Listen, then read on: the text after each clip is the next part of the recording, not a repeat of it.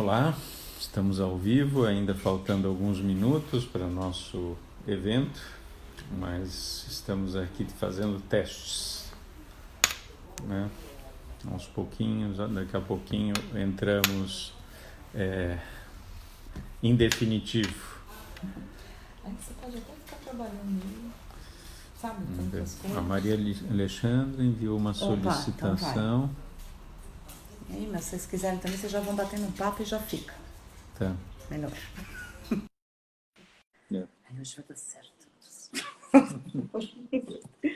Estamos aqui, tecnologia sempre muito interessante, que leva um tempo até a gente conseguir nos adaptarmos a novas tecnologias. Hoje teremos um evento muito interessante com a professora Maria Alexandre Cunha, e que, além de tudo, é uma amiga, parceira. Ela escreveu um livro, eu fiz um pequeno capítulo sobre atendimento ao cidadão. Professora Maria Alexandra Olá, Cunha. Daniel. Olá, estamos adiantados, né? Faltam 10 minutos, mas a ideia é a gente não, porque das outras vezes tivemos algum outro probleminha tecnológico e aí os primeiros minutos foram tensos. Agora a gente se adiantou e a coisa já estamos aqui, mas acho que a gente pode esperar porque o pessoal entra de fato às 18. Tudo bem? Tudo bem, e você, Daniel? Tudo bem, né? No meio dessa distopia, né? Dessa loucura, admirável mundo novo que estamos vivendo. É isso mesmo. E onde o papel da tecnologia é grande, né? Cada vez maior, né? Mas eu confesso que eu já estou meio assim, chateada de falar com as pessoas via computador e telefone. Estou sentindo falta de encontrar as pessoas, encontrar os amigos, encontrar os alunos, encontrar os professores da GV. Já estou sentindo falta de gente. Você tem toda a razão. Olha, isso é uma das coisas que nós brasileiros, né? Essa coisa da saudade, que é uma coisa que em outras línguas não tem, e a coisa do afeto, do abraço, né? Do carinho, que é muito forte entre nós, né? Então, essa coisa de ficar cada um no seu ninho é difícil, porque na Europa você vê mais isso, as pessoas estão acostumadas até, né? Invernos rigorosos ficam, mas aqui a gente é muito para fora, né? A gente é muito para... Então é difícil, não é fácil, não. Tem gente que já tá tendo muitas dificuldades, inclusive de convivência familiar, eu soube também, né? Você sabe que eu não sou brasileira, né, Daniel? Não, não, Eu sou portuguesa, Ah, mas, você me falou isso uma vez, você me é, falou. Eu esqueci. mas a palavra saudade tem o mesmo significado em Portugal e no Brasil. É a mesma língua. Quer dizer, não é exatamente a mesma língua, mas esse sentimento é bem conhecido lá. É verdade, mas não são todos. Você pega, por exemplo, a Alemanha, você fala de saudade, eles não sabem o que isso quer dizer muitas vezes, né? É Eu sou verdade. casado com uma alemã, então eu sei um pouco dessa parte alemã, né? Mas é que para nós é muito forte essa coisa do contato, né? Do carinho, do afeto, é muito forte, né? Então, E nesse ponto eu sou bem brasileira. Eu gosto de pessoas, sabe? Eu gosto da sala de aula, eu gosto de ir para o café com os alunos, eu gosto de encontrar os gestores públicos, eu gosto de gente. é. Não, eu também. Eu adoro gente, adoro encontrar. Dá uma certa agonia essa coisa de você ficar longe das pessoas, né? E vendo tanta coisa, tantas dificuldades, né? Uma das coisas que me aflige muito e que eu tenho tentado trabalhar bastante é como é que a gente ajuda um número maior de pessoas nessa situação, né? Como, então, lógico, através do projeto de lei, da Câmara, mas também que a gente tem feito muito bom. Precisa de kits de higiene e população de rua, vamos lá atrás. Precisa das cestas básicas, vamos atrás. Então, lógico que isso não resolve, mas a gente vê como tem gente com enormes dificuldades e aí tudo que a gente consegue fazer para ajudar é muito bem-vindo, né? É. Não é E, é, fácil. e tem as pessoas distantes que a gente não conhece, né? mas até no nosso círculo próximo, né, a gente vê pessoas enfrentando dificuldades, que ficam doentes, por exemplo, pessoas que ficam doentes, pessoas que ficam tristes, então tudo isso está sendo complicado nesse período. É verdade. Para quem está entrando agora, eu estou só num bate-papo aqui com a professora Maria Alexandra Cunha, para dar às 6 horas, a gente entrou um pouquinho antes, e até daqui a pouco eu vou pedir licença para a professora, que eu preciso contar um pouquinho o que vai ser o nosso webinar, né? Dizer também dos próximos, né? Daqui a pouco eu vou falar um pouquinho sobre isso, e também te apresentar. Né? Aliás, a gente se conheceu, foi em Madrid ou foi... Eu já não lembro mais se foi através do Roberto Aguni ou foi... Mas isso já vão uns 20 anos, mas mais até, né? Mas não me lembro, Daniel, honestamente, eu não me lembro. Mas eu lembro, eu estava contando antes de você entrar, que eu lembro do livro que vocês fizeram, que você organizou, e aí você pediu um capítulo sobre atendimento ao cidadão, e que foi muito legal também, o Aguni também ajudou a organizar. Aliás, o Roberto Aguni faz uma tremenda falta na administração pública, né? Eu sinto falta, é um dos melhores profissionais com quem eu trabalhei. Viu? E uma excelente pessoa também. Pois é, excelente. E mora a 10 quadras, né, perto da minha casa. A gente, de vez em quando, se vê andando... Agora não, né, mas antes com o cachorro, aquelas coisas, né? E o Roberto é uma pessoa maravilhosa, assim. Isso é uma coisa boa da administração pública, a gente encontrar pessoas muito legais também nesse percurso, né? Também legal. Mas eu realmente não me lembro quando a gente se conheceu, Daniel. Parece que eu sempre te conheci. Não consigo me lembrar. Num seminário que teve lá em Madrid, não foi? Que era... Sim. Isso acho que foi 2001 ou foi antes? Eu já nem lembro. As coisas já faz muito tempo, eu só sei disso. E eu fui falar um pouco sobre o Poupa Tempo, enfim. Eu acho que a gente se encontrou nesse seminário ou não. Eu não lembro. Sim, mais. Mas eu me lembro de ti talvez um pouco antes, porque eu participei de um projeto quando eu era aluna de mestrado na GV, no governo Mário Covas, um projeto que a Prodesp conduziu quando... E logo depois começou o projeto do Poupa Tempo então, eu acho que eu me lembro de ti nessa época. Foi 96, né? Isso foi 95, 96, né? Por aí. Eu acho que é. Pode ser. Eu vou aqui só subir um pouco a câmera, porque pronto, agora fica melhor. Pronto. E a minha, tá boa? É a Fernanda que está aí do teu lado? A Fernanda que está aqui do meu lado. Atrás, agora ela está dando a volta aqui, ela está aqui, pronto, é ela que está aqui. Obrigada, viu, Alexandre? Que eu estava baixando muito para ficar dentro do enquadramento da câmera, agora acho que melhorou. Mas eu acho que foi isso, acho que foi 95, 96, ou seja, faz 25, 24 anos que a gente se conhece. Nós éramos duas crianças. Assim. Pois é. Eu tinha acabado de sair da faculdade. Muito bom. Bom, eu acho que a gente pode... não, ainda tem aqui uns 2 minutinhos. Vamos ser pontuais, britânicos, antes de começar. Mas quem já está nos assistindo, só vou lembrar uma coisa importante. Quem quiser o conteúdo dessa live completa... você enviar uma mensagem para o nosso gabinete virtual por WhatsApp, o número é 98405-5460. Vou repetir, 98405-5460. Manda uma mensagem para a gente poder, para a pessoa poder assistir a live completa. Eu já estou ficando craque na live, viu, Maria Alexandra? A gente está, acho que na... quinta ou sexta já fizemos uma com o ex-governador Geraldo Alckmin, já fizemos com o Fernando Schufri, secretário de Desenvolvimento Urbano da Prefeitura de São Paulo, Participei semana passada com o Alexandre Schneider, do Instituto FHC, que foi muito interessante.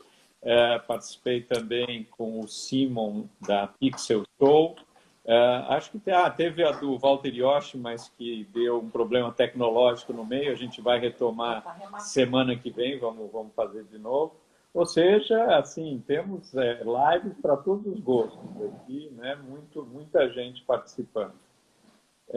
Bom, acho que a gente pode começar, são 18 horas em ponto, e queria, para quem já está nos assistindo, dizer que a gente vai fazer aqui o primeiro webinar. Então, vai ser um pouco diferente das lives anteriores que a gente fez. E o webinar, para quem não sabe, eu não sabia também, é uma mistura de seminário na web, tá certo?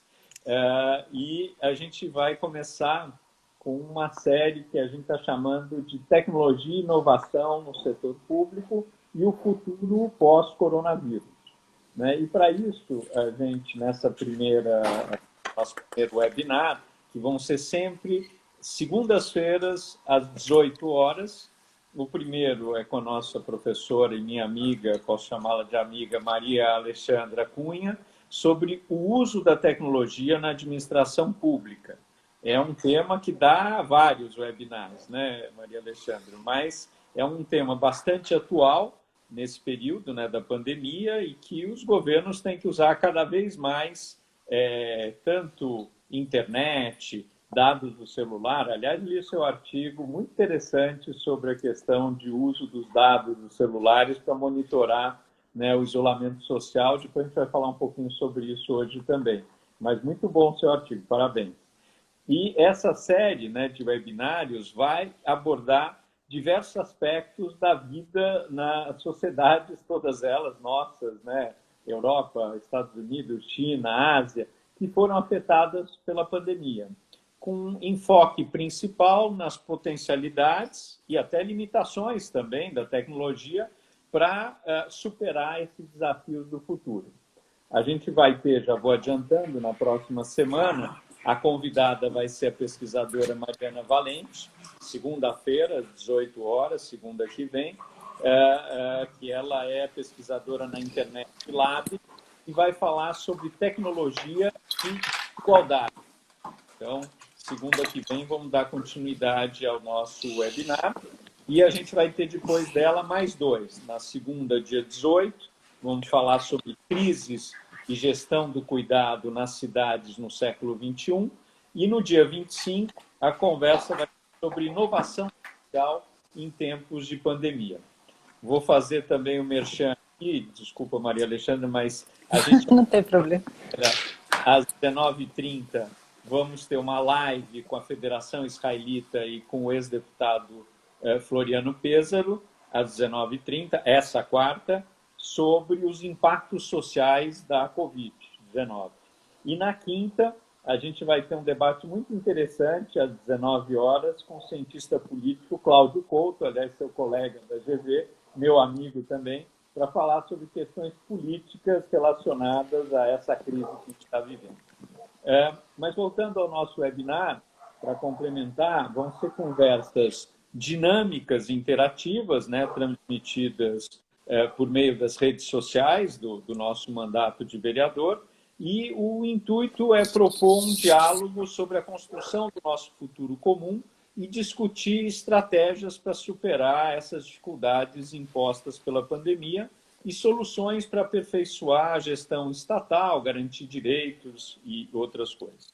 Bom, vamos começar então. Eu quero só apresentar a nossa professora Maria Alexandra Cunha, e para começar em grande estilo, né? A professora Maria Alexandra é graduada em Administração e Informática pela Universidade Federal do Paraná, com mestrado em Administração de Empresas pela Fundação Getúlio Vargas de São Paulo e doutorada, né, e já é doutorada em Administração pela USP.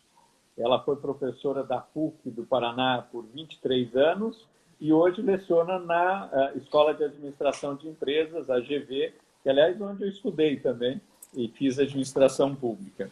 Ela tem uma profunda experiência na área de administração, na área de tecnologia e atua nesses setores de governo eletrônico, informática pública, sociedade da informação, né, gestão da tecnologia, enfim. E só para explicar como será o nosso webinar, para finalizar, porque eu já falei demais, quero ouvir a professora Maria Alexandre, a gente vai funcionar da seguinte forma. Nossa palestrante vai fazer uma exposição de em torno de 10 a 15 minutos sobre o tema. Depois a gente vai fazer uma conversa aqui entre nós, um bate-papo, né, de 10 minutos, em que eu vou fazer algumas perguntas, né? E, por fim, a gente vai deixar os 10 minutos finais para perguntas do público. É uma conversa informal e é muito importante que todos participem. Então, nesse sentido, professora Maria Alexandre, de novo, muito bem-vinda, muito obrigado por participar. É um grande prazer estar consigo e queria ouvi-la sobre esse tema tão importante nos dias de hoje. Professor. Obrigada, Daniel. Daniel, você falou do Cláudio. Eu fico pensando que o Cláudio, quando nesse período ele olha a volta e deve ver política em tudo, né? Acho que um médico deve olhar para esse período que a gente está passando e ver a questão de saúde. Eu só vejo tecnologia. Eu fico olhando as notícias, vendo os jornais e o que se passa, e eu vejo tecnologia em todo lugar, especialmente tecnologia no setor público, né? Porque... Eu vejo atendimento ao cidadão em todos os lugares também. Com certeza. Então, é isso, né? Sabe, assim, quando a gente pensa em políticas públicas, eu acho que tem algumas que são especialmente críticas no período agora, né? Por exemplo, quando a gente pensa numa política pública de saúde, é claro, tem uma questão de cara, que é a informação de saúde chegar às pessoas. Então, a questão das informações é muito importante, mas você também tem a questão de prestação de serviço. Então, a gente viu em vários governos do Brasil os chatbot que vinham, assim, um governo anunciava, outro punha, mas era tudo muito tímido. De repente os robozinhos começaram a ser implementados porque não tinha como os governos colocarem uma enorme estrutura de atendimento ao cidadão, a não ser com uma ferramenta desse tipo, né? E aí tem aquelas questões que a gente viu na área de saúde, teleatendimento, né? Telesaúde, a gente viu as pessoas tendo que ficar em casa, então em alguns governos aqui no Brasil, mas isso foi muito comum. Minha família em Portugal, uma prima que eu tenho que testou positivo, né? Ela foi acompanhada diariamente pela saúde pública para ver os sintomas, como ela estava. Quando ela melhorou, foram fazer o teste continuou dando positivo, repetiram 10 dias depois, repetiram mais 10 dias depois. Então, essa coisa de você atender as pessoas em casa. Mas eu acho que é super importante também, quando a gente fala de política pública de saúde, o uso da tecnologia para o monitoramento e apoio à tomada de decisão dos gestores públicos. Quer dizer, como é que eles pegam a informação em tempo real, porque as coisas estão acontecendo, é um desastre, como é que pega a informação e como é que tomam decisão informada por dados, né? Uhum. A gente viu na educação a mesma coisa, na assistência social. Na assistência social, você disse essa necessidade do governo de atender as pessoas que mais precisam e de como essas informações estão dispersas. E, de repente, a gente assistiu no Brasil 60 milhões de pessoas, esses desconhecidos, que precisaram do auxílio do governo e a gente passou a conhecê-los, passou a conhecer o número, 60 milhões de pessoas precisaram. Então, como chegar a essas pessoas, né?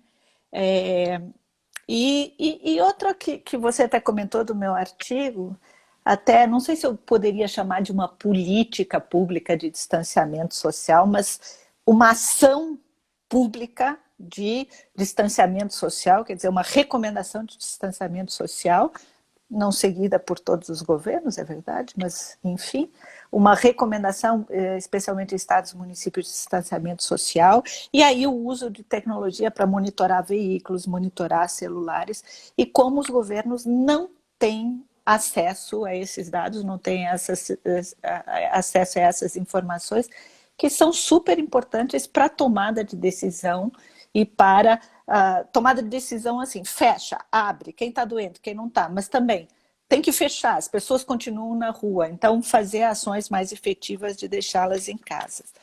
Então eu vejo assim, tem essa questão do atendimento em si, mas tem a questão também da tomada de decisão informada por dados. O que nós vamos fazer a partir dos dados, como é que eu coleto esses dados, garantindo privacidade, obviamente, mas como é que eu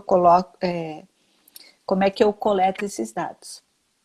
Se a gente olhar do ponto de vista de gestão governamental, os governos, primeiro, se depararam com tendo que trabalhar com as pessoas em casa.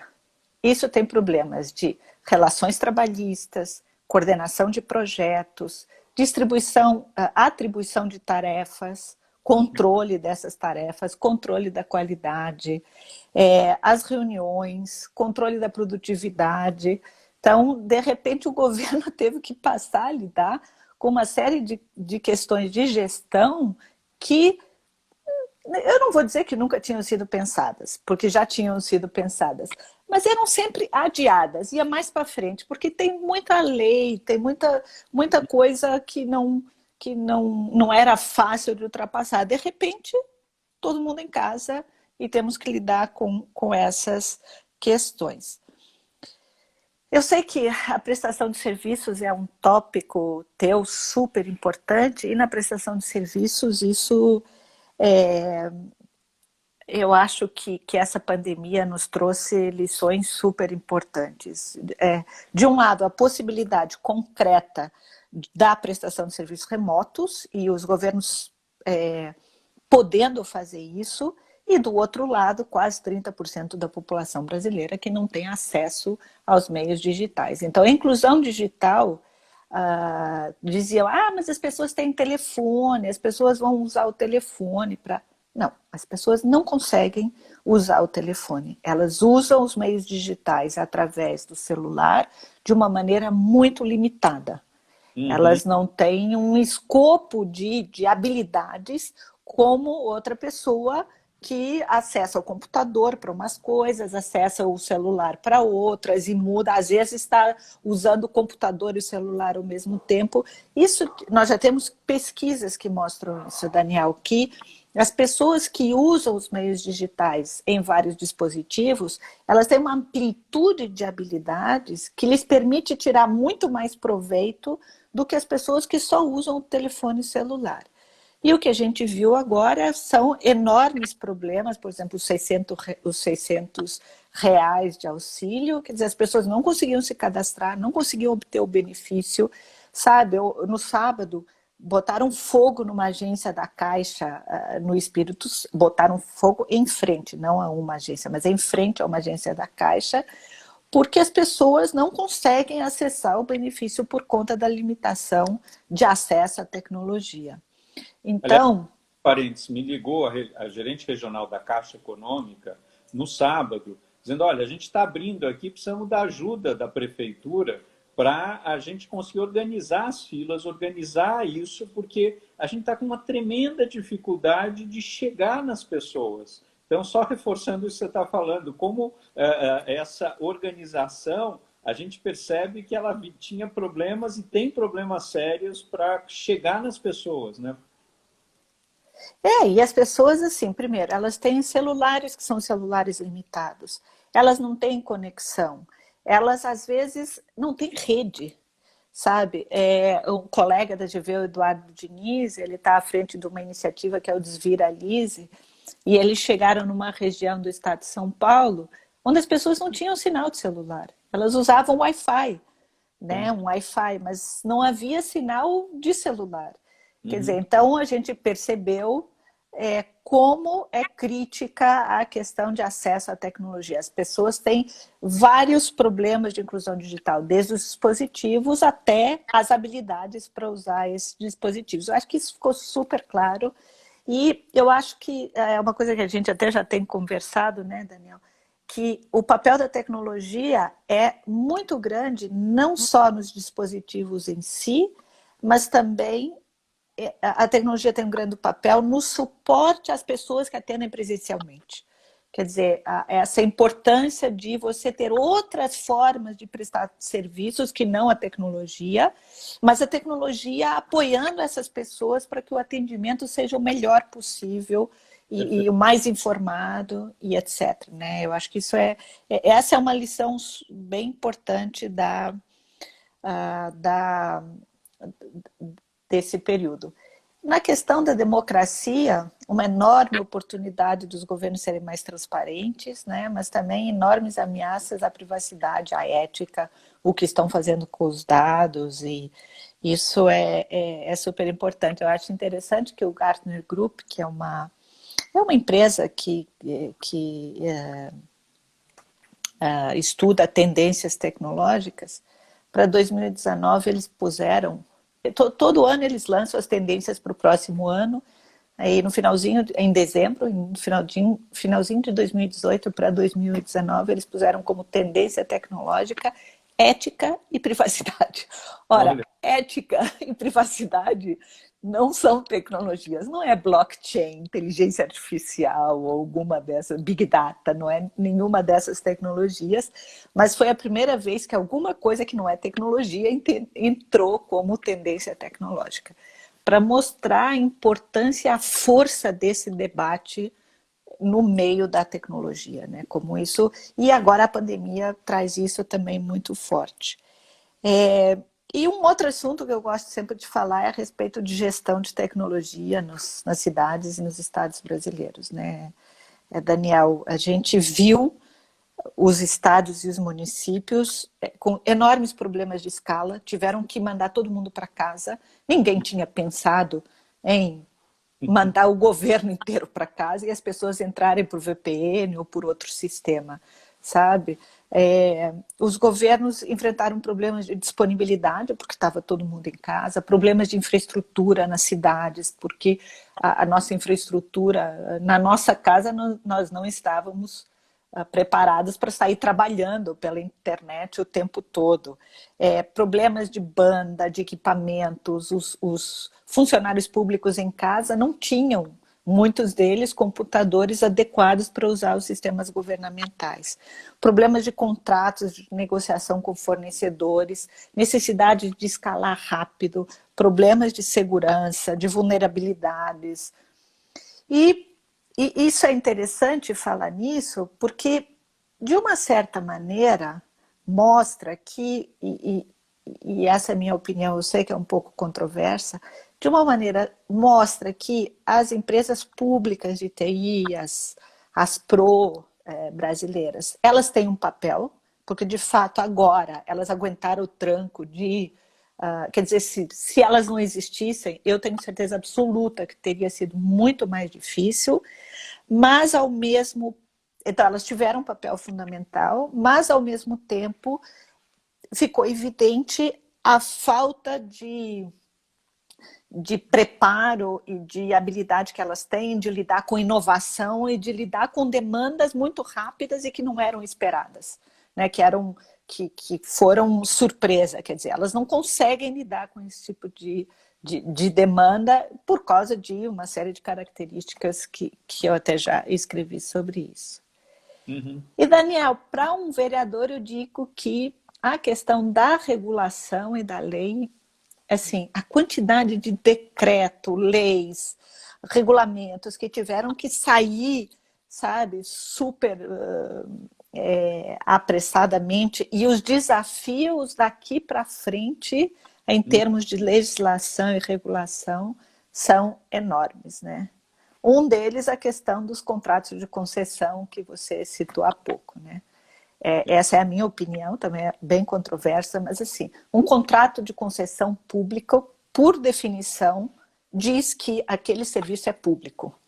E, portanto, os dados da prestação daquele serviço são importantes para o governo. São importantes para o governo para fazer políticas públicas, para tomada de decisão pública. Uhum. Não tem o menor cabimento o Estado, o governo, não vamos falar de Estado, mas o governo de uma cidade, o governo do Estado, o governo federal, ficar mendigando dados para aquela instituição que é concedido o poder prestar esse serviço público. Então, a questão dos dados de uma concessão, isso vale para estradas nos estados, vale para a telecom, que é uma concessão federal, vale para transporte nas cidades, sabe? Os dados são públicos, são da cidade. Idealmente abertos a todo mundo. Por exemplo, como em São Paulo, eu já tive alunos que na cidade de São Paulo avaliaram o desempenho de um corredor, aliás, o desempenho dos ônibus antes e depois do corredor. E eles fizeram isso por quê? Porque os dados são públicos. Eles entraram lá, baixaram trilhões de dados e avaliaram. Mas isso é possível quando os dados são abertos, públicos. Mas, mesmo que eles não sejam abertos, eles têm que ser do governo, para que o governo possa tomar boas decisões. Bom, eu posso falar meia hora. Acho que é melhor. Não, olha, eu ia falar isso. Cada um desses temas são riquíssimos e dá para a gente conversar muito tempo. Eu queria explorar um pouquinho mais, aliás, começar por esse final, essa questão dos dados e de informações. Uma discussão que está muito grande foi porque vários governadores e prefeitos pediram apoio aí para as operadoras de telefonia para dizer, olha, a gente precisa mapear onde na cidade as pessoas estão circulando e quem está com coronavírus e quem não. E aí a discussão foi muito assim, bom, mas qual o limite disso, né? O que disso também a gente está entrando na privacidade das pessoas e o que a gente está conseguindo anonimizar de dados para virar informação pública. Eu defendo que a gente precisa ter essas informações, como você, e que a gente precisa, lógico, cuidar da privacidade de cada cidadão, mas esse tipo de dado é fundamental para que a gente possa fazer política pública. E como você mesmo colocou no seu artigo, não adianta ter esse dado de 10 dias atrás, uma semana, a gente precisa saber imediatamente, de forma muito clara, para que com isso a gente possa tomar decisões, seja de transporte, seja do que for. Então eu queria que você comentasse um pouco, porque essa polêmica acho que veio para ficar, o que é bom também, porque a gente vai ter que discutir mais a fundo qual o limite disso, né? Até onde a gente consegue ir com as informações, com os dados se transformam em informações, mas até onde a gente não vai poder ir. E isso tem a ver com a Lei Geral de Proteção de Dados, tem a ver com um monte de coisa. Mas queria ouvir a sua opinião, eu sei qual é, mas para que a gente explore um pouco mais, essa é uma das questões fundamentais que estão aqui na discussão do nosso dia a dia, tá certo? Daniel, você sabe que há uns anos eu assisti, essa questão me incomoda há muitos anos, porque há uns anos eu assisti um pessoal do Espírito Santo, do estado do Espírito Santo, eu acredito até que eles ganharam um prêmio com essa aplicação. Eles fizeram havia uma questão pesadíssima no estado, que era o tráfego na ponte de Vila Velha, por causa de preço, etc. E eles fizeram uma aplicação no governo do estado por satélite que contava os carros. Eles descobriram que havia uma discrepância entre o que a concessionária dizia, e tem até explicação para isso, mas enfim, havia uma discrepância e o estado resolveu isso. Agora, é uma concessão pública. Lógico. O estado o estado do Espírito Santo teve que fazer um sistema para dados que é uma concessão dele, né? Então, nas cidades, a mesma coisa. Se no transporte público eu sei onde estão os ônibus, por exemplo, em Curitiba, eu posso disparar o ônibus se o fluxo é maior. Eu sei se o ônibus está atrasado ou adiantado, em tempo real. Então, a possibilidade que você tem de controlar esse sistema e de melhorar esse sistema é muito grande. E a mesma coisa os dados das teles. É uma concessão pública. As cidades estão enfrentando esse problema enorme que algumas cidades fizeram quase lockdown, não é exatamente lockdown, mas quase lockdown. As pessoas estão saindo, não estão saindo, onde estão saindo, em que bairros estão saindo. Então, para você poder tomar ações, seja medidas mais de controle, como até de antecipar problemas na saúde que vão acontecer naqueles bairros. E não há acesso a esses dados. Quer dizer, é uma loucura. As teles agora estão disponibilizando dashboards. O acesso a esses dashboards tem que ser solicitado pelo prefeito e demora dias para ser liberado. E aí você tem acesso a dados que são dados de segunda mão, porque é aquilo que as teles concedem aos governos. Então, eu acho que a gente tem que evoluir na afirmação de que os dados de uma concessão são do governo. Isso é uma concessão de serviços, né? Agora, desculpa, Daniel, eu vou um pouquinho mais além, que eu acho também que essas grandes empresas de plataformas de transporte compartilhado têm que também dar os dados anonimizados, etc., mas para as cidades, porque elas usam a infraestrutura das cidades, e as cidades precisam elaborar políticas públicas, portanto, elas precisam desses dados. Eu acho que tem que ser meio assim, olha, quer prestar esse serviço na cidade? Ok, sejam bem-vindos, mas os dados são da cidade. E eu estou lembrando, eu fui secretário agora há pouco de Inovação e Tecnologia, e sob a nossa coordenação o MobLab, que é o Laboratório de Mobilidade, que foi implantado na gestão anterior, gestão Haddad, que a gente deu continuidade, e a importância da gente saber, por exemplo, essas informações sobre mobilidade. Os ônibus, na hora em que você abre os dados e consegue passar para a população se o ônibus está chegando ou não está chegando, em quanto tempo ele chega, isso faz uma mudança tremenda para o gestor público, para o cidadão e mesmo para a concessionária, né? Então, é muito importante essa abertura de dados e usar esses dados para virar informações que são úteis para toda a sociedade, né? Então, esse é um trabalho que a gente fez lá no MobLab, muito... Aliás, sou fã. Que é muito legal e que várias cidades têm feito isso. Eu estava também lembrando, quando você falou, essa questão que é uma mudança, né, de todo mundo trabalhar em casa. Aqui em São Paulo, na Prefeitura de São Paulo, se a gente não tivesse implantado o SEI, que é o Sistema Eletrônico de Informações, e hoje 99% dos processos são digitais, eu fico imaginando como que daria para trabalhar à distância. Não daria. Não daria. Porque eram todos processos em papel. Imagina aqueles processos gigantescos, indo de casa em casa, pegar assinatura. Não dá, não funciona, tá certo? Então, a importância dessa mudança, né? Mas o que eu queria muito que você comentasse, outro item que você falou, a gente teve o Fernando Schucre, semana passada, segunda passada, falando do CAD único aqui. E ele falando a loucura que está sendo, que a gente percebe que esse CAD único tem inúmeras falhas e que a gente está tendo eles estão tendo uma enorme dificuldade de como chegar nas pessoas. Algumas vezes eles estão dando recursos via caixa para a mesma pessoa 2 vezes e não chegam em quem precisa chegar. Então, eu acho que também é uma tremenda oportunidade da gente rever todos esses cadastros dos diversos órgãos e ver como é que a gente, primeiro, melhora e, segundo, integra, porque uma das grandes dificuldades do serviço público brasileiro é esses silos de que cada um tem o seu próprio cadastro e não consegue compartimentar, não consegue conversar com os outros. Queria muito que você falasse sobre isso, porque eu acho que é uma tremenda oportunidade da gente conseguir rever tudo isso. O que você acha?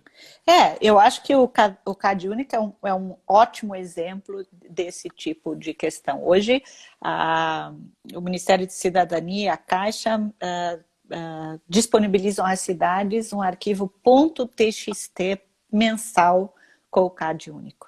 Quer dizer, isso é um absurdo. A gente tem políticas sociais hoje, você tem as crianças na escola, elas têm que estar vacinadas e elas têm que, para que os pais recebam Bolsa Família, elas têm que estar na escola, elas têm que estar sendo atendidas pela saúde. E veja que nas cidades, Daniel, as cidades têm seus próprios cadastros, seus próprios sistemas. Algumas cidades melhores que em outras, mas elas têm os seus cadastros que elas vão atualizando. Uma vez por mês, elas recebem um TXT que perdeu tudo o que elas ao longo do mês construíram, entende? Porque não tem qualquer integração. Então, a oportunidade de a gente deixar de trabalhar por compartimentos, saúde, educação, trabalho, né? Deixar de trabalhar compartimentalizado. Das cidades, ou das regiões, ou dos estados, mas especialmente nas cidades, que eu acho que essa questão é a mais crítica. Que a cidade veja a pessoa, aquele cidadão único, que é atendido por várias políticas públicas, que interage com o governo em vários papéis. Às vezes ele é consumidor, quando ele paga a conta da luz, mas às vezes ele é doente, quando ele vai num posto de saúde, às vezes ele é um pagador de impostos, mas ele é sempre a mesma pessoa. Ele não é quando ele vai no posto de saúde, outro quando ele paga imposto, outro quando ele paga a conta de luz. Ele é sempre a mesma pessoa. Então, a oportunidade do governo, agora isso ficou muito claro, né? Nós temos uma oportunidade de desenvolver um cadastro ou sistemas que tenham essa visão do cidadão como uma pessoa, um cidadão, não vários, dependendo de quem está olhando para ele, de que órgão do governo está olhando para ele. Aliás, isso tanto o Roberto Aguni quanto o nosso amigo em comum, Newton Wagner, que escreveu aqui, tenho certeza que vocês se conheceram na Conip. E é provável mesmo. A Conip, um encontro que o Wagner coordenava, maravilhoso, e ele fez um trabalho maravilhoso de juntar pessoas as mais diversas. Pode ser.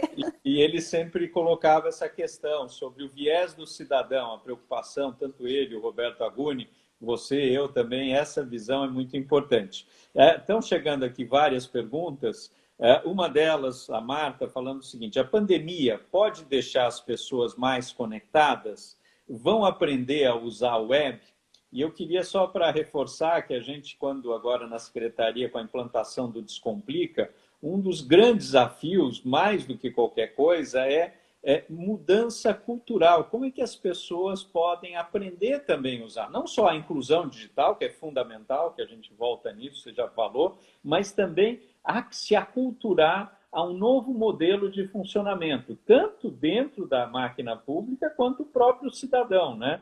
Será que as pessoas vão conseguir usar melhor, né, essas oportunidades e toda essa tecnologia como meio para a gente ter melhor qualidade de serviços públicos, né?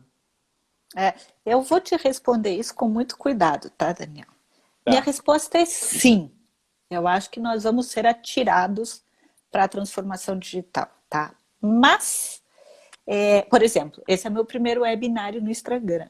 Então, a gente vai aprendendo a fazer, né? Então, a resposta é sim. Nós aprendemos a dar aula online, todas as aulas na GV estão sendo online, no mestrado, no doutorado, na graduação, reunião do grupo de pesquisa, reunião de professor, departamento, está sendo tudo pelo Zoom e estamos indo muito bem.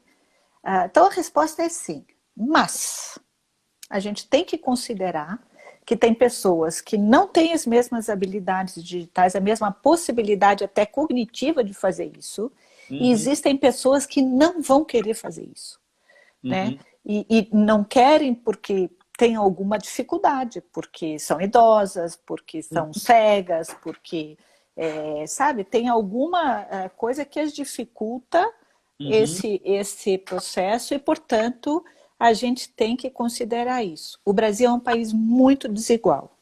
É um país muito desigual. E onde você tem desigualdade, você não pode tratar todo mundo da mesma forma. Você não pode exigir que todo mundo responda à transformação digital.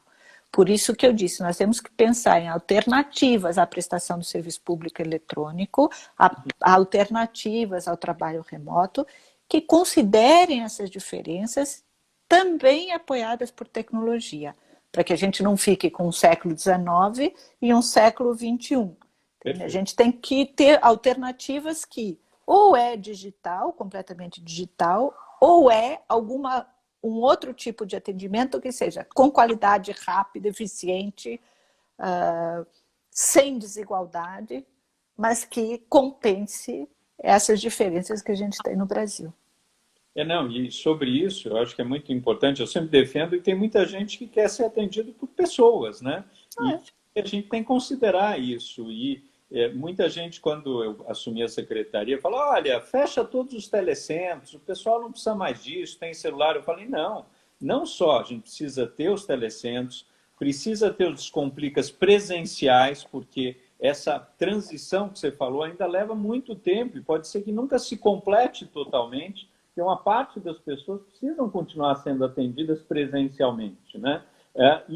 Tem um problema grave, que você já citou e que sempre eu falo, da inclusão digital, né? A dificuldade, a gente está vendo, assim, por exemplo, os filhos de pessoas, né, que têm mais recursos, as escolas privadas, você tem como fazer essa educação digital à distância. Boa parte das escolas públicas não tem essa condição, também porque as pessoas em casa nem sempre têm, como você já falou, internet, ou Wi-Fi, ou não tem computador, ou não tem espaço suficiente para ela ficar numa única sala tendo a aula. Ou seja, a questão também da inclusão digital é algo muito importante que a gente precisa pensar fortemente, porque não adianta a gente ter inclusão digital para 5%, 10% da população. E o resto? Isso aumenta as nossas... A gente vai tratar disso, já vou fazer o merchan aqui, segunda que vem, das desigualdades, né? Essa questão é importantíssima, né? Mas a questão da inclusão digital, eu acho que é um tema que agora assumiu uma importância fundamental, né? Não sei o que você acha, mas eu acho que é fundamental discutir como é que a gente faz para as pessoas terem mais acesso, né? Mais inclusão digital nesse momento, né? Super concordo contigo, e eu até diria que a exclusão digital, ela não é mais uma manifestação das nossas desigualdades históricas, mas ela pode aprofundar essas desigualdades. A distância pode vir a ser cada vez maior. Então, nós somos signatários dos SDGs, e essa questão da inclusão digital tem que ser tratada sob risco de a gente estar aprofundando as desigualdades ao invés de estar reduzindo essas desigualdades. Eu falo exatamente isso. Uma das coisas que a gente tentou lá na Secretaria, e ampliamos, triplicamos o número de pontos de Wi-Fi da cidade, que hoje tem mais de 360, mas ainda é pouco, ainda precisa mais. Um ponto importante que o pessoal tem colocado aqui, o Paulo está perguntando se o 5G vai mudar muito as possibilidades para a gestão pública.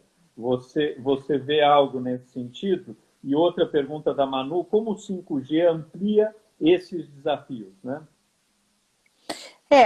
A questão do 5G, eu acho que ela pode ter um papel muito grande na inclusão digital, sim, porque você pode oferecer acesso às tecnologias mais barato e mais capilarizado, digamos assim.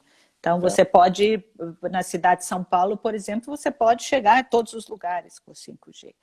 Mas ela não resolve todos os problemas, Daniel. Por exemplo, esse problema das habilidades de quem usa computador e celular e, sabe, troca de um dispositivo para outro. Se eu vou ler um texto, eu vou para o computador. Se eu quero falar com uma pessoa, eu vou para o WhatsApp. Essa possibilidade de habilidades digitais, o 5G não mexe nisso, né? Isso a gente tem que... E isso pode também ser uma dimensão de exclusão. Quer dizer, nós temos pessoas que são muito mais capacitadas para outras para a sociedade da informação. Uma outra pergunta aqui, Maria Alexandra, qual o papel dos gestores e servidores públicos na adaptação, né, dos serviços públicos para o formato digital? Como é que eles podem apoiar esse processo, né? Eu acho, Daniel, que nesse ponto, assim, como é que historicamente têm sido os processos de informatização? Você tem uma forma de fazer as coisas numa determinada área de governo, vem informática e informatiza aquilo. E aí ela cristaliza essa coisa da compartimentalização e de uma visão segmentada quer dizer, eu resolvo o meu problema botando um sistema e obtendo as informações que eu quero e fica tudo igual.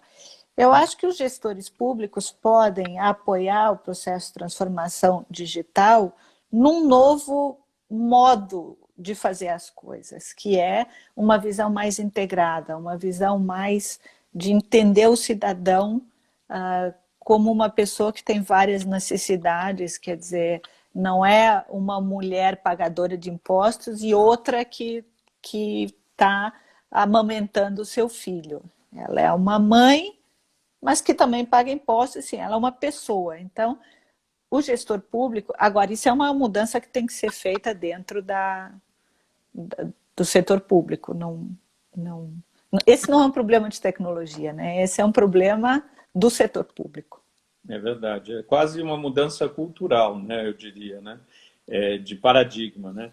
Outra questão é se há evidências, né, de que essa transformação digital provoca mudanças na percepção do cidadão sobre o Estado e sua capacidade de resolver problemas e ofertar serviços públicos, né. Eu gosto sempre de citar, né, que é um absurdo as pessoas terem que ir até um posto de saúde para agendar uma consulta, né, e como isso muda não só atendimento, mas trânsito, muda poluição, um monte de coisa na cidade. Mas é só um exemplo, mas isso eu acho que vai dar um pouco aí subsídio para fazer N pesquisas também de que como é que as pessoas vão começar a perceber de forma um pouco diferente governos, né? O Estado, né?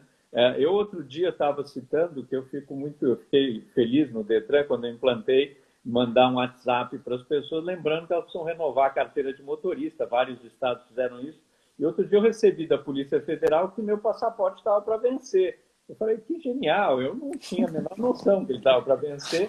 E eles me dizendo, isso do governo ser proativo e estar do lado do cidadão, eu fico espantado algumas vezes e me deixa extremamente feliz quando isso acontece, porque mostra que, pô, tem gente pensando em mim, não é gente, enfim, é todo mundo, a gente sabe, mas você se percebe dessa forma. Você acha que vai mudar um pouco essa percepção do cidadão sobre o Estado a partir desse novo momento, né?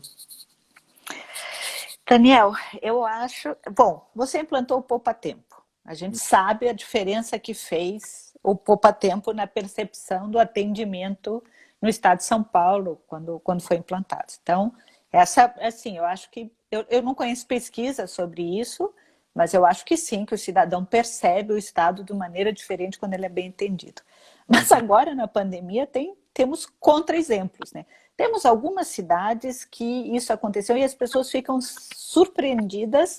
são surpreendidas pelo fato de estarem sendo atendidas em casa e bem atendidas pela internet ou por telefone, ou seja, o que for. Então, várias cidades do Brasil fizeram isso e o cidadão se manifesta positivamente com isso, né? Como você com a história do passaporte. Por outro lado, essa questão dos R$600 do auxílio governamental é o contra-exemplo. Então, a transformação digital, ela pode, quer dizer, a tentativa mal sucedida de transformação digital, ela pode ser muito complicada. Então, transformação digital bem feita, eu diria assim. É verdade. Bom, professora, estamos chegando aqui ao final da nossa live. Queria as suas considerações finais, mas antes disso, lembrando, quem quiser ter a live completa, é só escrever para o nosso gabinete virtual, por WhatsApp 98405-5460 ou danielanenberg.com.br e tem acesso à nossa live. Queria também lembrar que segunda que vem a gente vai dar continuidade ao webinar com a Mariana, né? A Mariana Sampaio, é isso? Sim, estou aqui. Mariana Valente, desculpa. Mariana Sampaio trabalha conosco. Que a gente vai falar sobre tecnologias e desigualdades. É ótimo porque a gente vai aprendendo aqui como mexer. E essa quarta, a gente vai ter uma live às 19h30 também com a Federação Israelita, o Floriano Pesar, sobre os impactos sociais da Covid-19. Professora, eu queria lhe agradecer muito. É sempre um grande prazer, muito instrutivo conversar consigo. E eu gosto muito, aliás, eu aprendo bastante. E dizer muito obrigado por participar conosco desse novo webinar que nós estamos aprendendo juntos, né? Eu espero que essa pandemia nos ajude a aprender coisas boas e que, apesar da distância, nos aproxime para que a gente possa até ajudar mais uns aos outros, trabalhar mais em solidariedade e, quem sabe, conseguir melhorar o serviço público no Brasil, que não é fácil, não é simples, tem um longo caminho pela frente, mas eu sou muito otimista, continuo apostando que a gente chega lá. Professora, muito obrigado, viu? Obrigada eu, Daniel. Foi um prazer estar aqui. Conta comigo sempre que você precisar. Muito bom, gente. Obrigado aí por vocês ficarem todo esse tempo conosco e foi um grande prazer. Vamos continuar conversando segunda que vem, 18 horas, continuamos com um outro webinar. Uma boa noite a todos, uma ótima semana para todo mundo.